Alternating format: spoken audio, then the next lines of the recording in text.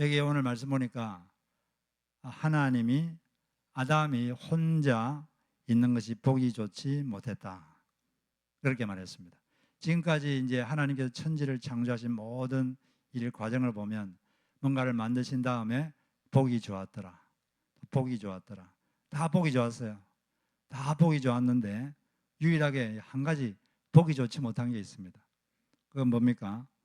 아담이 혼자 있는 것이 보기 좋지 못했다. 다 좋았는데 혼자 있는 게 보기 좋지 못한 것입니다. 사람은 다른 사람이 필요하죠. 그때는 아담이 죄도 짓지 않은 상태였어요. 순결한 상태고 하나님과의 관계도 완벽한 상태였습니다. 아직 죄를 짓지 않은 상태죠. 그런데도 보이기 좋지 못했습니다. 이런 이제 하나님이 보기 좋지 못했기 때문에 하나님께서 하신 일이 돕는 배필을 만들어 주신 거예요.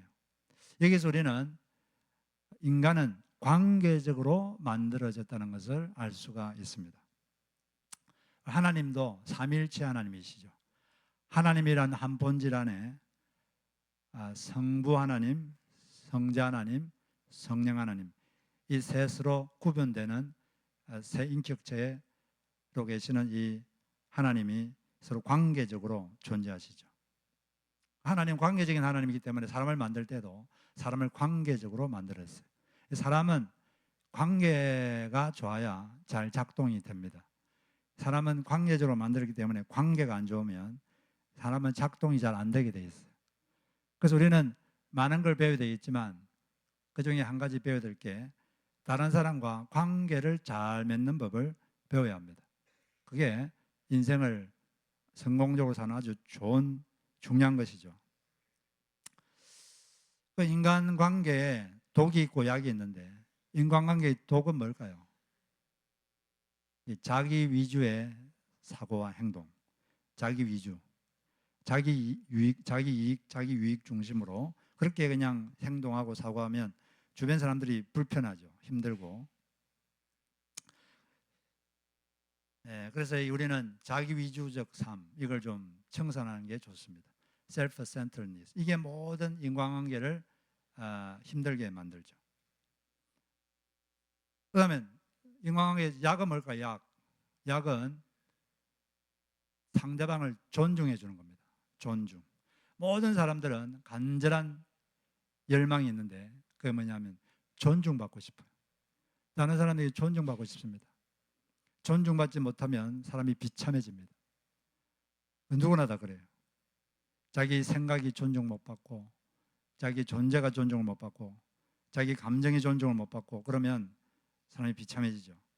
그래서 다른 사람을 제일 비참하게 만드는 사람이 독단적인 사람, 자기 생각을 정답이라고 생각하고 남의 생각을 가볍게 여기고 남의 감정을 가볍게 생각하고 그런 사람 옆에 있으면 상당히 괴롭습니다. 그래서 우리는 이 자기 위주의 삶을 버리고 남을 존중하는 그런 자꾸 이 습관을 자꾸 들여야 되는 줄로 믿습니다. 하나님께서 돕는 배필을 주다고 했는데 돕는 배필을 히브리어의 뜻은 적합한 돕는 자, suitable helper, helper 이런 뜻인데 이 단어 돕는 자 이게 helper, 이게 에제라는 단어인데 이 단어는 하나님에 대해서도 이 단어를 똑같이 씁니다.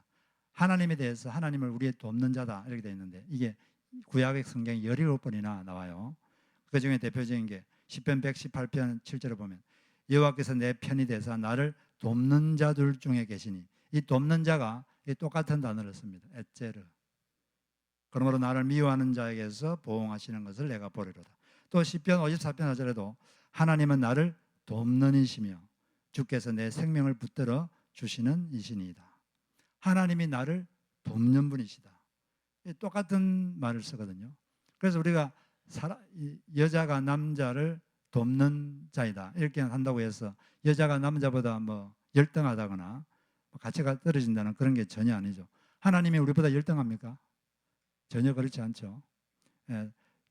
똑같은 동등한 위치와 동등한 가치를 가지고 있습니다. 남자와 여자는. 그러니까 남자의 부족한 것을 여인이 채우는 거죠. 그렇지만 뭐 똑같은 가치와 존엄성을 가졌지만 기능은 다릅니다. 질서가 있죠. 또 한 가정에서 하나님이 남자를 대표로 세우셨습니다. 하나님께서 남자 옆구리에서 갈빗배를 취하셔서 여자를 만드셨는데, 그렇다고 해서 어떤 사람들은 그러니까 남자 갈빗배 수가 이제 좀 부족하겠구나 이렇게 생각하는데, 남자 여자나 똑같이 12쌍 24개입니다. 왜냐하면 사람은 태어난 후에 어떤 몸의 변화는 유전이 안 되는 거거든요. 교통사고 나가지고 팔이 하나 잘렸다고 자식이 팔이 없습니까? 안 되죠. 그러니까 똑같습니다. 여자를 처음 봤을 때 아담의 반응이 뭡니까? 이는 내 뼈 중에 뼈요 살 중에 살이다. 이게 상당히 쉬운 말 같은데 이게 좀 강조한다고 해서 오히려 말이 더 어려워졌어요. 이 쉬운 뜻은 뭐냐? 이는 내 뼈다. 이는 내 살이다. 그런 뜻이에요. 이는 내 뼈다. 내 뼈인데 그 중에 최고의 뼈다. 뼈 중에 뼈라는 것은 최고의 뼈라는 거죠. 이 사람은 나의 살이다. 내 살인데 최고의 살이다. 여러분, 소고기 살 때 소고기에도 부위가 있는데 제일 맛있는 부위가 있죠. 제일 맛있는 부위를 말할 때 이 부위는 살 중에 살이다. 그런 말을 쓰죠. 최고의 살이라는 거죠. 그러니까 하와가 왔을 때 아담의 첫 말은 이는 내 뼈다. 이는 내 살이다. 자기에게서 나간 거니까 그 말은 너는 곧 나다. 너는 곧 나다. 완전한 일체감을 느꼈습니다. 너는 곧 나다. 그리고 나에게서 나왔기 때문에 너는 곧 나다. 그리고 상대방을, 이 하와를 자기 자신처럼 사랑했습니다. 너는 곧 나다. 너는 내 살이고 내 뼈다. 그러니까 너는 곧 나고 나는 너를 내 자신처럼 사랑한다. 그런 고백이 바로 이 고백입니다. 처음에 남편과 아내는 이렇게 사랑했어요. 인간이 죄가 들어오기 전에는 너는 곧 나고 내가 곧 너고 이렇게 완전한 일체 가운데서 이렇게 사랑하며 자기 옆에 사람을 자기 자신처럼 사랑하면서 살았습니다. 하나님의 이런 인간관계가 모든 인류에게 이렇게 퍼지기를 계획하셨고 원하셨는데 그게 그냥 인간의 죄 때문에 부패돼 버리고 말한 거죠. 갈빗뼈를 취하셨는데 갈빗뼈는 옆에 있죠. 하나님이 머리뼈를 취해서 여인을 만들지 않았습니다. 왜 그랬을까요? 지배하지 말라고. 남자를 지배하지 말라고. 또 발바닥 뼈에서 여자를 취하지도 않았어요. 왜 그랬을까요? 짓밟지 말라고. 옆에서 취해서 옆에서. 옆이라는 것은 동등하다. 동등하다. 동등하고 친밀감을 원하는 것입니다. 하나님이란 분은 이 세상을 만들었기 때문에 여러 가지 방법으로 다 하실 수 있는 분이에요. 그런데 이 모든 것들이 죄가 들어옴으로써 다 깨져버리고 말았습니다. 원래 처음에 아담과 하와는 하나님하고 아주 긴밀한 교통 속에 있었죠. 하나님으로부터 생명력을 받아서 그 영이 힘을 얻어서 영이 인간의 육과 혼을 지배하고 그렇게 살았습니다. 그런데 하나님으로부터 하나님과 관계를 탁 끊어져 버리니까 죄를 지으니까, 죄란 것은 하나님의 말씀에 불순종하는 건데 그렇게 하니까 하나님과의 관계가 끊어져 버렸어요. 관계가 끊어지니까 하나님으로부터 얻은 생명력이 중단돼 버렸습니다. 그때부터 인간은 부패된 거죠. 그전에는 영이 육을 지배했는데 이제는 육의 욕구와 육의 생각이 영을 지배하게 되는 그런 인간이 되어버리고 말았습니다. 물고기가 물 밖에 나오면 조금 있으면 썩습니다. 부패되죠. 왜냐하면 물이 생명력을 주는데 그 생명력이 없으니까 부패되는 거죠. 그것처럼 인간은 하나님의 생명력으로부터 이게 끊어져 버리기 때문에 그때부터 부패되기 시작했습니다. 그렇게 너는 나다 그러면서 상대를 자기 자신처럼 사랑했는데 이렇게 죄를 지었고 부패되니까 조금 있다가 곧 이제 아담은 자기 잘못을 하와에게 전가시킵니다. 물론 하와가 먼저 유혹했죠. 우리가 하나님 말씀 어겨도 괜찮다. 하나님 말씀 어기면 오히려 우리가 더 행복할 수 있다. 그러니까 어기자. 유혹했거든요. 그렇지만은 결정은 누가 한 겁니까? 본인이 한 거거든요. 본인 잘못인데 하와가 잘못했다고 책임을 전가시키고 또 그때부터 또 서로를 장악하려고, 서로를 지배하려고 주도권을 다투는 그런 경쟁 상대, 적처럼 돼버리고 말았습니다. 아담과 하와가 하나님께 불순종했을 때 하나님께서 하와에게 선언하신 말씀이 있어요. 그게 창세기 3장 16절에 있는데, 여기 보면 또 여자에게 이르시되 내가 너에게 임신하는 고통을 크게 더하리니 너가 수고하고 자식을 낳을 것이며 너는 남편을 원하고 남편은 너를 다스릴 것이니라. 여기서 너는 남편을 원한다에 되어 있는데, 이 원한다는 단어 뜻이 테슈카라는 히브리인데 이거는 장악한다 그런 뜻이에요. 왜냐하면 똑같은 단어가 창세기 4장 7절에 나와 있는데, 이게 죄가 너를 원하나 너는 죄를 다스리라. 여기서 이게 똑같은 원하나 이런 뜻이죠. 이게 이제 이 말씀이 무슨 말씀이냐? 아담과 하와에게 두 아들이 있었는데 형은 가인이고 아우는 아벨이었어요. 근데 두 사람이 하나님께 제사를 드렸는데 하나님이 아벨은 믿음으로 제사를 드렸기 때문에 아벨의 제사는 받았어요. 그런데 가인의 제사는 받지 않으셨습니다. 그러자 가인이 화가 났습니다. 분이 꽉 찼어요. 분이 꽉 차 있는 가인에게 하나님이 다음과 같이 말씀하셨습니다. 너가 선을 행하면 어찌 낯을 들지 못하겠느냐? 선을 행하지 아니하면 죄가 문에 엎드려 있느니라. 죄가 너를 원하나 너는 죄를 다스릴지니라. 여기서 죄가 너를 원한다. 이게 테슈카, 똑같은 단어예요. 그러니까 죄가 너를 장악하려고 하고 있지만 너는 죄를 다스려야 된다. 죄가 너를 지배하려고 하고 있지만 너는 죄를 다스려야 된다. 이렇게 말했는데 가인은 죄에 지배당하고 말았어요. 그 질투심, 분노, 죄란 것은 통제되지 않은 분, 이게 죄입니다. 그 죄에 장악당해가지고 아벨을 죽여버리죠. 아벨을 죽이고 그렇게 돼버리고 말았어요. 그래서 여기서 너는 남편을 원하는 이 말이, 너는 남편을 장악하려고 하지만 결국은 남편이 너를 지배하게 될 것이다. 실제로 인간 역사를 보면 남자가 더 완력이 세가지고 여자들을 억압했죠. 인간 역사의 대부분이 여성들은 억압당하는 존재였습니다. 지금도 세상의 많은 부분에서는 선진국은 아니지만 지금도 여전히 훨씬 더 많은 여성들이 인권이 유린당하고 남자에게 억압당하고 있어요. 이렇게 안 좋은 관계가 돼버리고 말았습니다. 이런 관계가 모든 인간관계에 다 퍼져버렸죠.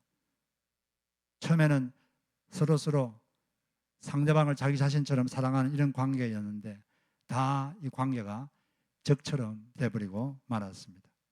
이 모든 것을 끝내고 원래 그 관계로 돌아가게 하려고 예수님께서 이 땅에 오신 것입니다. 처음처럼 만들려고 예수님께서 이 땅에 오신 거예요. 처음에 남편과 아내의 관계는 바로 예수님과 교회의 관계와 같다. 이게 바로 에베소서 5장의 해석입니다. 에베소서 5장 31절을 보면 이렇게 쉬운 성경으로 읽어보면 이렇게 되어 있는데, 성경에서도 그러므로 사람이 부모를 떠나 자기 아내와 연합하여 한 몸을 이룰 것이다 라고 말씀하고 있습니다. 그 비밀이 놀랍고 크니 이것이 바로 그리스도와 교회의 관계를 두고 말하는 것입니다. 처음에 남편과 아내의 관계는 바로 예수 그리스도와 교회의 관계를 미리 암시하고 있는 것이다. 이렇게 말하고 있습니다. 그런데 여기 앞부분에 사람이 부모를 떠나 아내와 연합하라 이렇게 말했는데, 부모를 떠난다는 것은 부모는 자식이 결혼하면 자식의 가정에 통제권을 자꾸 행사하려고 하면 안 됩니다. 그러면 자식 가정이 더 고통을 당합니다. 부모를 떠나라 그랬거든요. 부모가 자꾸 결혼한 자식을 자꾸 컨트롤하려고 그러고 자기 통제하려고 그러고 자기가 결정하려고 그러고 그러면 자식 가정이 고통을 당해요. 부모를 떠나야 되고 자식을 떠나보내야 돼요. 물론 조언은 줄 수 있지만 결정은 본인들이 하도록 내버려둬야 온전한 가정이 됩니다. 자꾸 간섭하고 컨트롤하고 그러면 자식들이 고통을 당해요. 하여튼 이 남편과 아내의 관계가 예수와 예수 그리스도의 관계다. 이렇게 이제 말했는데, 아담의 하와가 어디서 나왔습니까? 아담의 옆구리를 터치고 갈비뼈에서 나왔거든요. 옆구리를 터치고 나왔습니다. 예수님께서 십자가에 못 박혀 돌아가셨을 때 십자가에서 엄청난 고난을 당하셨죠. 그 고통을 당하면서 피를 엄청나게 흘리셨는데 그 모든 피들이 속에 이렇게 갇혀 있다가 마지막에 로마 군인이 옆구리를 창으로 확 찔렀을 때 거기서 피와 물이 확 쏟아졌어요. 지금까지 고통당하면서 이게 뭉쳐있던 피들이 팍 쏟아졌는데 그 예수님께서 십자가에서 흘리신 그 피, 그 옆구리에서 흘린 피, 그 피를 통해서 교회가 세워졌습니다. 아담의 옆구리에서 하와가 나왔듯이 이 교회, 이 예수 그리스도의 그 십자가 피, 옆구리에서 나온 그 피를 통해서 교회가 탄생되게 된 것입니다. 아담이 하와를 처음 봤을 때 너는 나다, 너는 내 살이고 내 뼈다 이렇게 말하면서 깊이 사랑했듯이 예수님도 본인이 십자가에서 고통을 받고 이 예수 그리스도를 믿는 사람, 예수님이 십자가에 고통받은 게 곧 내 죄 때문이다 라고 믿는 사람이 곧 교회의 일원이 되는 거죠. 바로 그걸 믿는 사람들을 볼 때 예수님은 동일한 사랑의 감정을 느낍니다. 아담이 하와에 대해서 너는 곧 내 살이다, 내 뼈다, 너는 나다, 자기 자신처럼 사랑했듯이 예수님도 우리 각 사람 한 사람을 너는 곧 내 살이요 곧 내 뼈다, 너는 곧 나다 하면서 예수님은 우리 한 사람을 예수님 자신처럼 사랑하고 있습니다. 바로 이 예수 그리스도의 교회에 대한 사랑, 교회 구성은 한 사람에 대한 사랑, 이것이 곧 남편이 아내에 대한 사랑이 되어야 한다. 이렇게 성경은 가르칩니다. 에베소서 5장 25절에 보면 5장 25절에 보면 남편들아 아내 사랑하기를 그리스도께서 교회를 사랑하신 그리스도께서 교회를 사랑하시고 그 교회를 위하여 자신을 주심같이 하라. 남편의 아내 사랑은 이처럼 예수가 교회를 사랑하듯이 사랑하는 것이다. 예수님은 교회의 유익을 위하여 자기 모든 걸 다 내주셨습니다. 남편의 사랑은 이렇게 해야 되는 겁니다. 남편은 아내의 유익을 위하여 자기의 모든 것을 내줘야 합니다. 이게 바로 성경에서 말하는 사랑입니다. 여기 계신 남편들은 다 그렇게 하고 있는 줄로 믿습니다. 할렐루야. 남편들은 바로 아내의 유익을 위해서라면 자기의 목숨도 내주는 것, 이게 바로 남편의 성경적인 사랑입니다. 근데 그렇게 하려면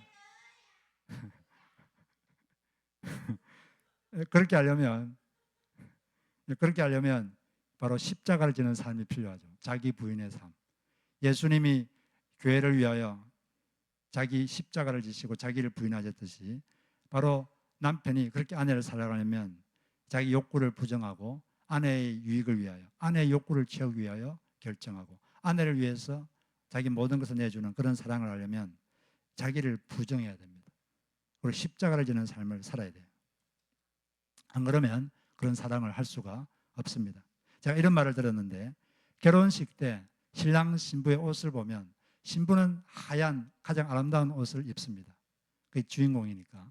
그런데 신랑 옷은 장례식 옷과 같다고 합니다. 장례식 옷과 거의 비슷하다. 색깔도 비슷하고 색깔도 거의 검은색 비슷하고 장례식과 같다. 결혼식 옷은. 왜 그러냐?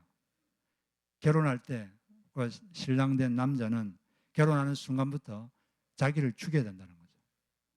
지금까지 청년 시절에는 자기 하고 싶은 대로 했어요. 자기 하고 싶으면 새벽 4시까지도 게임도 하고 막 인터넷 오락도 하고 자기가 원하면 아무 때나 친구들 불러내가지고 술 마시고 자기가 원하면 그냥 하고 싶은 대로 그냥 여행도 가고 자기 멋대로 살았어요. 자기 하고 싶은 대로. 그러나 딱 결혼식 하는 그날 장례를 치러야 됩니다. 자기 자신을 죽여야 돼요. 그렇게 하지 않으면 이 성경에서 말하는 남편의 사랑을 할 수가 없기 때문입니다. 이제는 아내의 유익을 위하여 아내를 위해서 자기를 죽여야 돼요. 자기 욕구를 부정하고 아내를 위하고 그게 바로 하나님께서 원하시는 것입니다. 이렇게 남편이 아내를 사랑하면 아내가 어떤 고백을 하게 될까요? 저는 남편을 통해서 예수 그리스도의 사랑을 알게 되었습니다.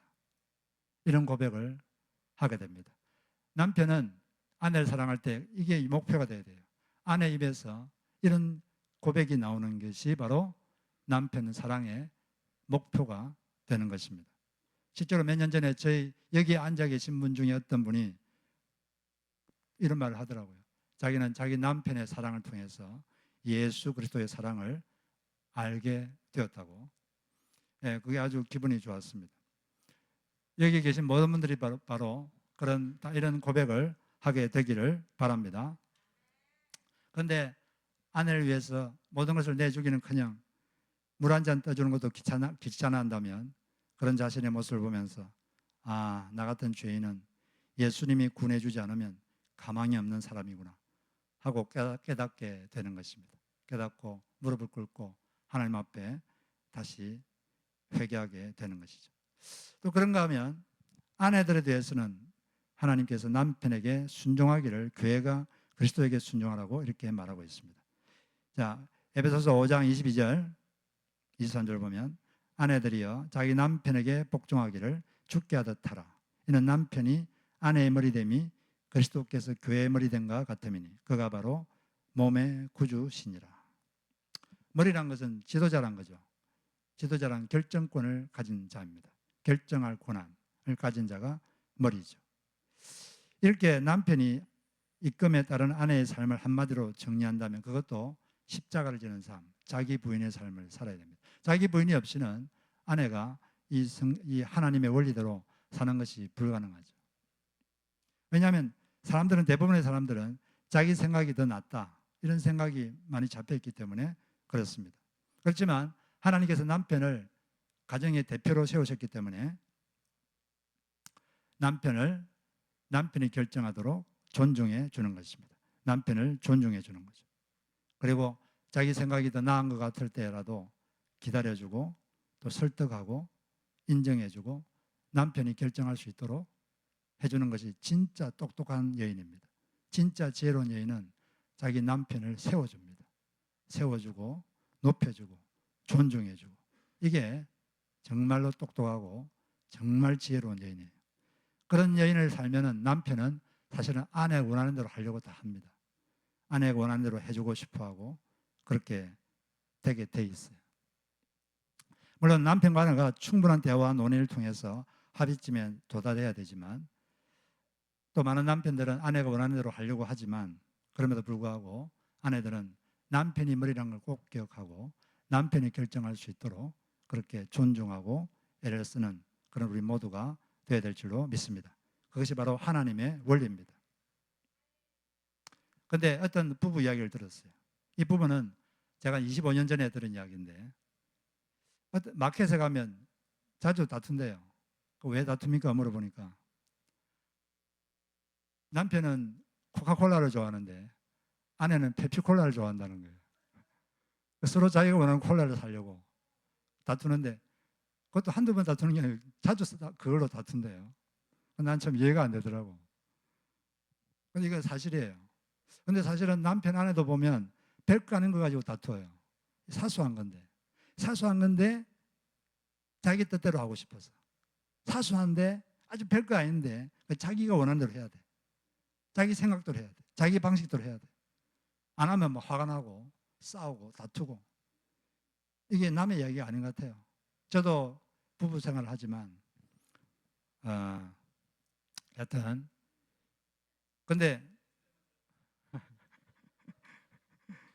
근데 이렇게 다투어도 되겠습니까? 차라리 그렇게 다툴 게 아니고 다음과 같이 다투어야 되지 않을까요?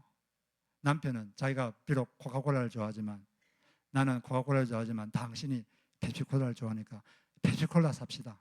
이렇게 하고 아내는 그렇게 하면 안 되지. 나는 펩시콜라를 좋아하지만 당신이 코카콜라를 좋아하니까 당신 좋아하는 코카콜라 삽시다.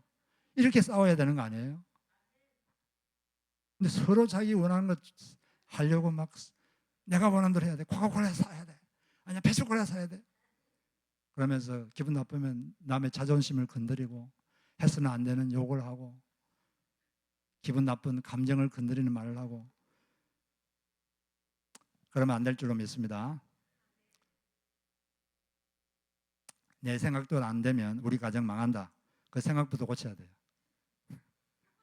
내가 정답을 갖고 있고 내 생각대로 하면 우리 가정 망한다. 그 생각부터 고쳐야 됩니다. 가정의 주인은 누굽니까? 하나님. 하나님을 믿고 살면 하나님께서 인도해 주시는 것입니다. 남편이 부족한 것처럼 보여도 남편을 존중하고 남편의 리더십을 인정하고 따라준 아내를 보면서 남편은 아내가 너무 사랑스럽다는 것을 느낌을 받습니다. 부족한 자신을 그래도 남편하고 존중해주고 따라준 아내를 볼 때 다음과 같은 생각을 하게 돼요. 어떤 생각이냐? 부족한 나를 존중하고 따라주는 아내가 너무 사랑스러운 것을 보니 내가 주님께 순종할 때 주님이 나를 얼마나 기뻐하시고 사랑스러워하실지 알게 되었습니다. 이런 고백을 하게 되는 것입니다. 자기가 비록 부족한 자기를 남편이라고 존중해주고 따르는 아내를 보면 남편의 마음에는 아내가 너무 기뻐요. 너무 사랑스럽고 그걸 보면서 내가 이렇게 주님께 순종하면 주님이 이렇게 나를 기뻐하겠구나. 이렇게 나를 사랑스럽게 생각하겠구나. 그런 생각을 하면서 더 주님께 사랑하게, 주님께 더 순종하게 되는 것입니다. 예, 이처럼 우리는 이런 과정을 통해서 우리가 모두가 다 그리스도의 신부로 준비되는 거예요. 가정이란 것은 훈련 장소입니다.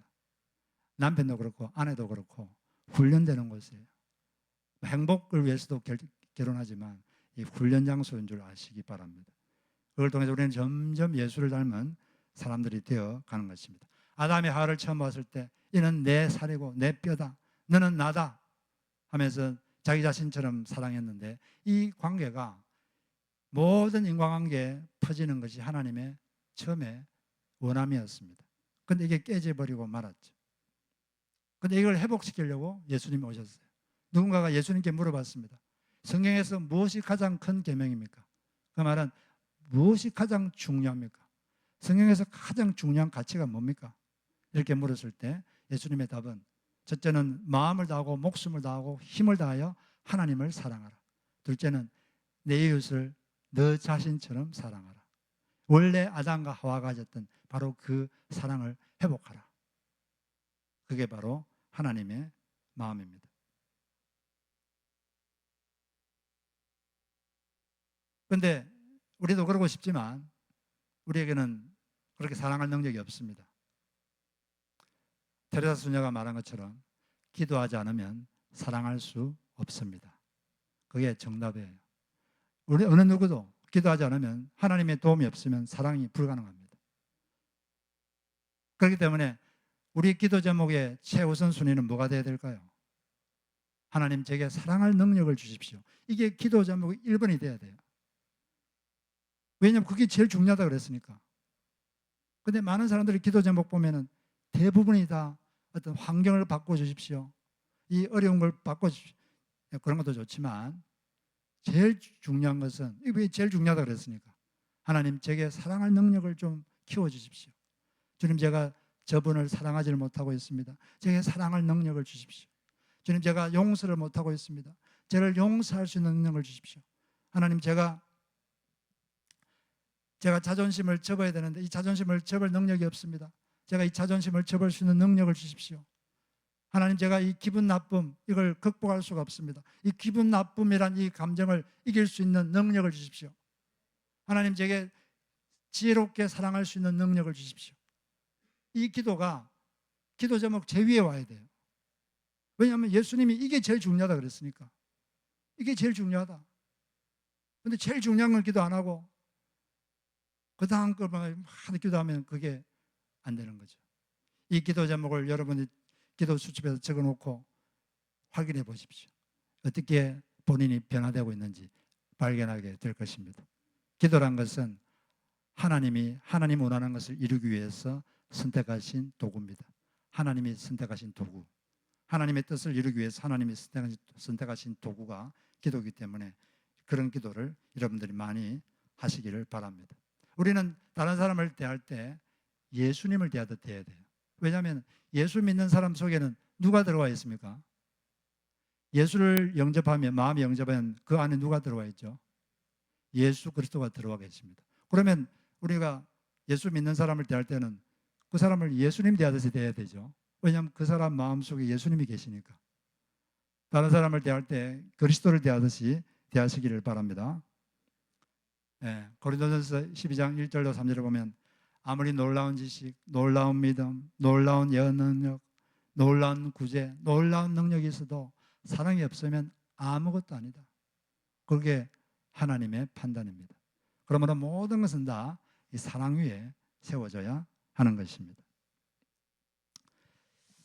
네, 우리가 사랑을 해야 되지만 우리는 먼저 말로 사랑하는 걸 배워야 돼요. 좋은 말로. 우리가 다른 사람을 이렇게 복을 비는 말을 하면 하나님이 그 말을 듣고 내가 그 사람을 축복해 주겠다. 이렇게 말을 했습니다. 왜냐하면 아담이 하와를 처음 봤을 때 한 말, 이게 축복의 말이에요. 이게 사랑의 고백이거든요. 이는 내 뼈 중에 뼈요, 살 중에 살이다. 이 말은 당신은 곧 나다. 나는 내 자신처럼 당신을 사랑한다. 이런 사랑의 고백이에요. 우리 입의 고백으로 먼저 다른 사람들을 사랑하는 법을 배워야 하는 것입니다. 민수기 6장 27절에 보면 아론과 그의 아들들이, 이 제사장들이 내 이름으로 이스라엘 백성에게 복을 빌어주면 내가 그들에게 복을 내릴 것이다. 예수 믿는 사람들은 다 왕 같은 제사장들입니다.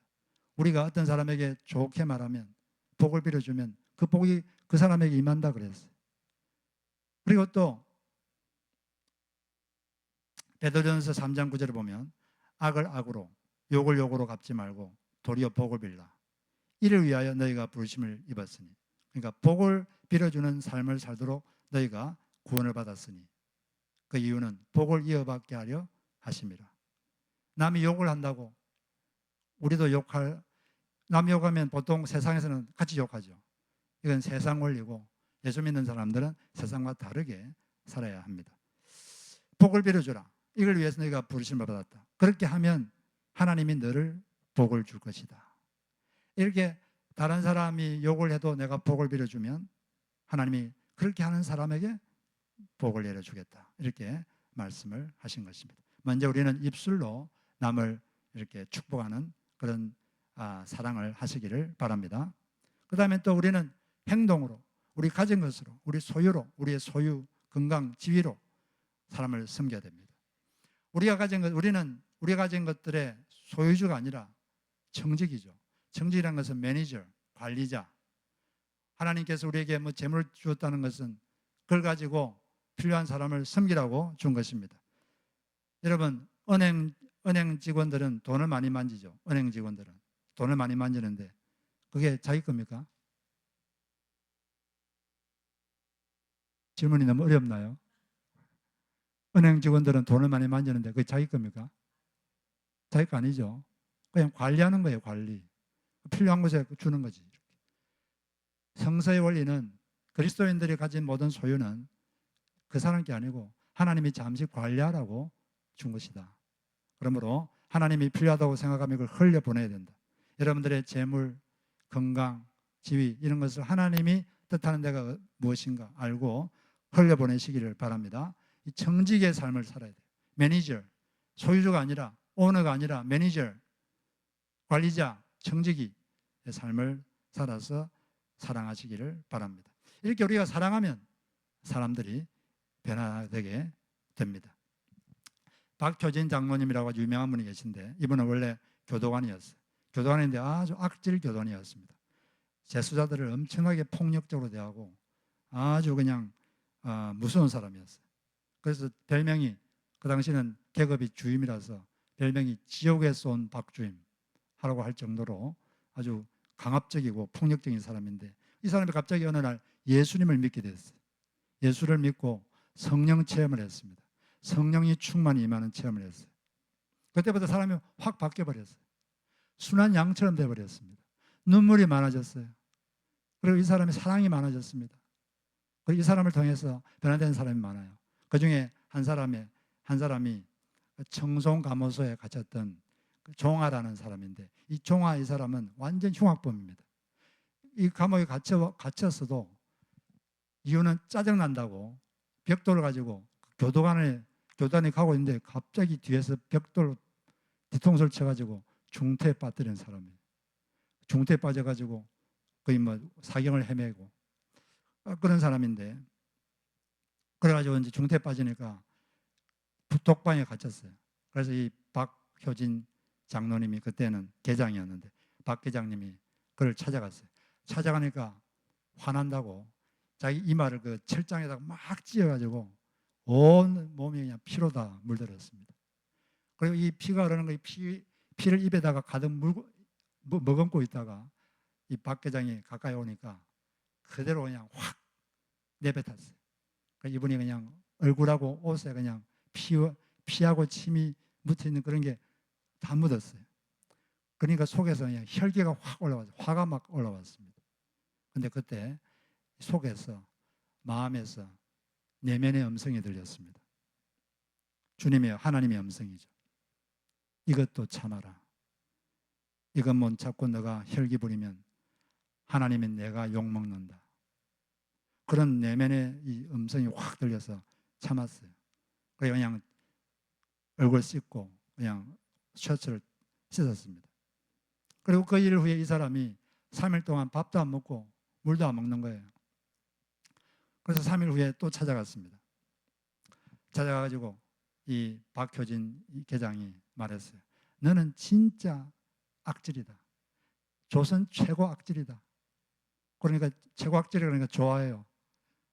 그러면서 자기가 얼마나 악질인지, 자기가 옛날에 무슨 일을 했는지 그걸 자랑스럽게 말합니다. 영등포에서 어떤 사람 손가락을 몇 개 자른 이야기, 그리고 청량리에서는 칼로 사람 배를 가른 이야기, 그리고 또 자기가 17세 때 가출을 했었는데, 가출해가지고 집에 들어왔는데 여동생이 기분 나쁘다고 좀 밥을 늦게 차려주면서 밥상을 그냥 바닥에 툭 던졌어요. 화가 났습니다. 화가 난다고 옆에도 호밀이 들어가지고 여동생 얼굴을 그대로 찍어버렸어요. 그래 얼굴 반이 그냥 나가버렸어요. 뼈가 그냥 다 드러날 정도로. 그런 걸 자랑스럽게 말하는 거예요.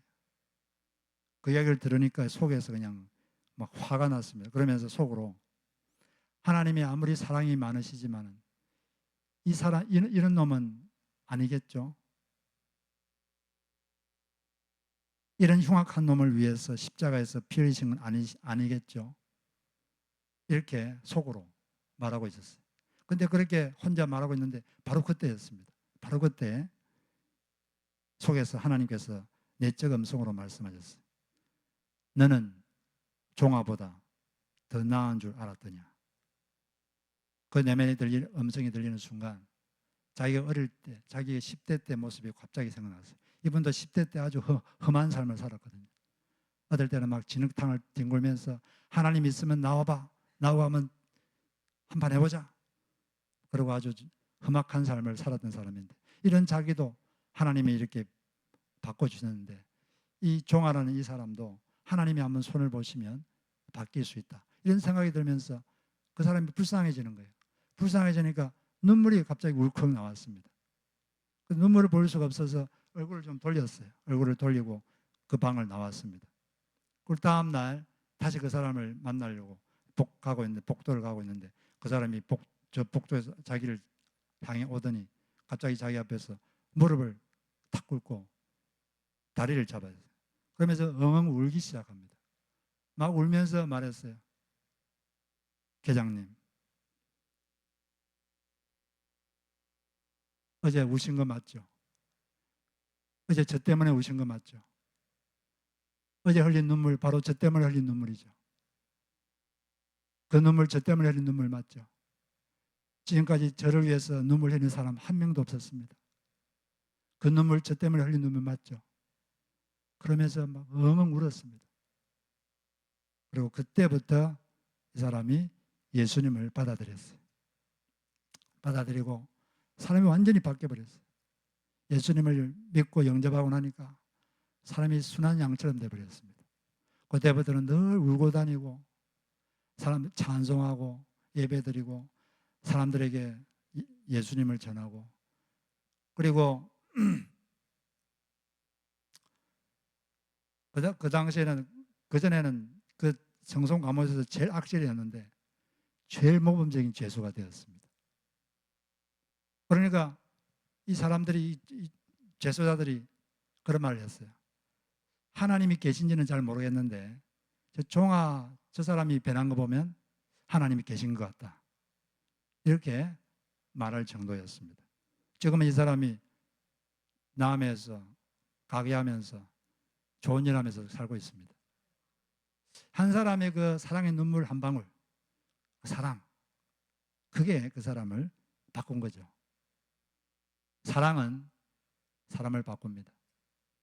처음에 사람은 너는 나다. 상대방을 자기 자신처럼 사랑했어요. 그리고 이게 다 모든 사람들의 관계가 되기를 원했는데 죄가 들어와서 이게 그냥 파괴돼 버리고 말았습니다. 서로 적처럼 돼버리고 서로 지배하려고 그러고 서로 장악하려고 그러고 너무나 안타깝습니다. 우리는 다시 예수님께서 이 땅에 오신 것은 바로 그 사랑을 회복하라고 이 땅에 오셨습니다. 그런데 우리 힘으로는 그걸 회복할 능력이 없습니다. 우리 제일 첫 번째 기도 제목은 하나님, 제게 사랑의 용량을 키워주십시오. 여러분이 사랑하기 힘든 사람을 불평하지 말고 그 사람을 위해서 기도하십시오. 기도하면 하나님이 일하시는 걸 여러분들이 보게 됩니다. 그리고 그 사랑의 대상을 점점 넓혀야 돼요. 처음에는 자기 배우자부터 사랑하십시오. 그 다음에는 자녀, 그 다음에 옆집 사람, 그 다음에 교회 동료, 그 다음에 길거리 가는 사람들, 그리고 이제 저 선교지에 있는 우리 모르는 사람들, 그 사람들까지 여러분의 사랑의 범위를 넓혀야 되는 것입니다. 그게 바로 우리가 이 땅에 존재하는 이유입니다. 하나님께서 왜 우리를 데려가지 않고 여기 머물두게 하셨느냐? 사랑하는 연습하라고, 하나님 사랑은 연습하고 사람 사랑하는 연습하고 오라고 시간을 주신 겁니다. 그러므로 그렇게 사랑하시다가 사랑을 훈련하시다가 여러분이 가진 것으로 그걸 내 거라고 생각하지 마시고 하나님이 잠시 맡겨주신 것이다. 필요한 곳에 흘려보내시고 또 여러분의 언어로 남을 축복하시고 그런 우리 모두가 되기를 주의 이름으로 축복합니다. 우리 같이 주님 마음 내게 해주셔서 우리는 찬양을 부르겠습니다. 주님의 마음, 그 사랑의 마음 하나님 우리에게 주십시오. 그런 간절한 마음을 가지고 이 찬양을 하겠습니다.